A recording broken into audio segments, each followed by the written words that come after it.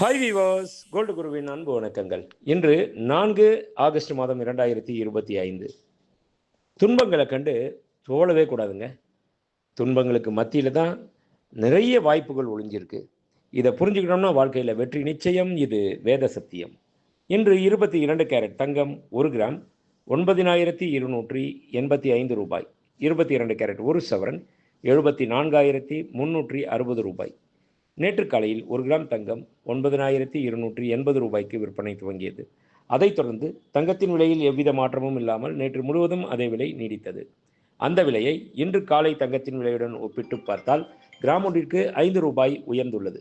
அதாவது ஒரு சவரன் ஒன்றிற்கு 40 ரூபாய் உயர்ந்துள்ளது. 24 கேரட் 1 கிராம் தங்கம் 10,285 ரூபாய்.